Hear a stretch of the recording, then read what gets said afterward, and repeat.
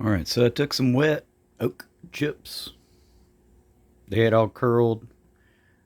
Took them, put them in here.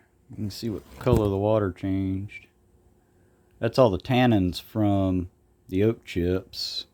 Turned them green, bluish green. Pretty cool looking. Nonetheless, I put my chips in there, soaked them up, got them wet, laid them on here. They were still curly. So I took a weight, a flat surface and a weight, and laid it on here overnight. Just let it dry underneath here. Of course, I've got my peg holes. All of my bridge holes are plugged.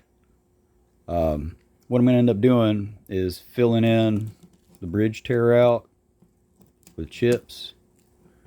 And I'm going to use hide glue. I'm going to warm it up. It's cold right now, but I warmed it up yesterday with the right amount of water. Mixed it up. Unplugged it. Let it sit overnight. So today, that stuff should be good and prime to be able to lay these chips in.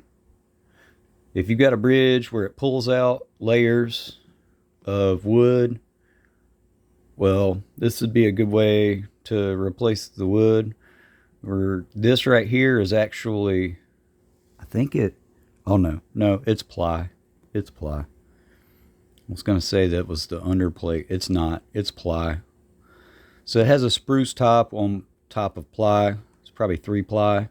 And I'm just going to fill in the gap with some oak chips that run the same direction as the top ply. And hopefully that'll add some strength. It'll also allow the bridge to flex and do the thing. And with it having hide glue in there, the hide glue is not super solid, so the tone should be pretty good. Looking forward to seeing how we do with our new bridge. When all of this is complete, of course I'm going to put some tape around here. But when this is complete, I'm going to have to level it to match. This is going to be my reference right here and right here. So I'm going to match plane. Just slowly, it's going to take a while, but slowly match plane. And I get another chance to fill in this corner hole right here where you can see it's really dark. That's all of the rosewood chips, or no, it was red oak.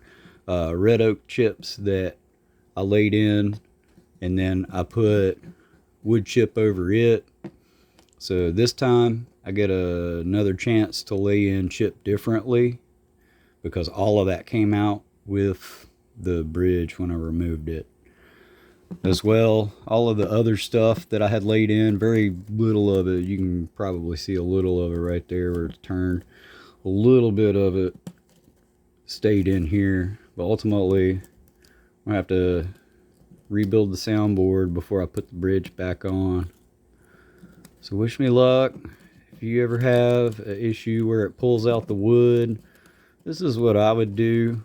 You could use Tight Bond. I'm going to use rabbit glue or hide glue so that all of the glue under the bridge matches and there's not any adhesion issues.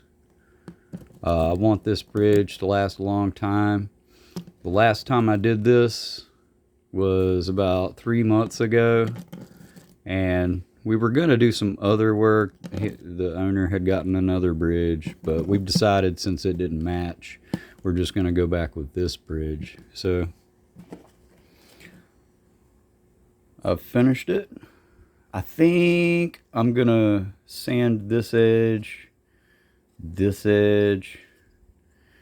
and this edge to match so that it's a little more comfortable on the hand. If your hand is laying on it, you can see it's razor sharp just about. I mean, as sharp as you can get a corner on wood.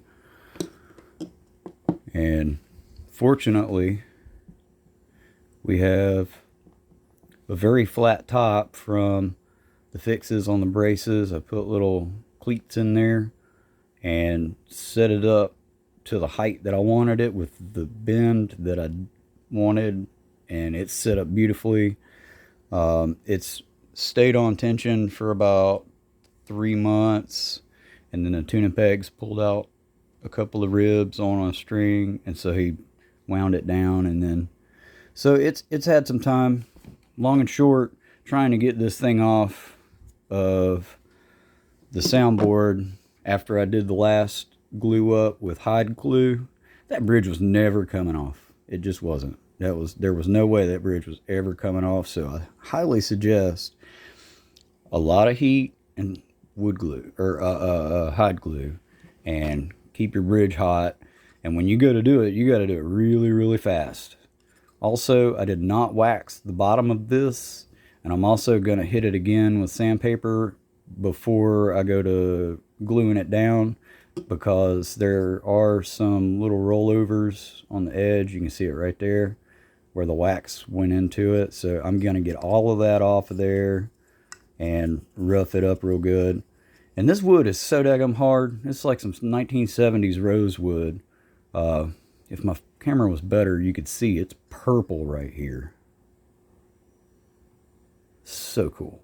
Well, anyway, this wood is so daggum hard that 80 grit, really, really coarse sandpaper, makes it shiny.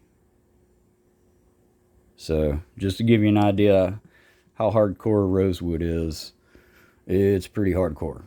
If I were to hit anything on here with 80 grit, it would be scratched and dulled and have lines going all through it. Psh, what sandpaper? Happy day, y'all.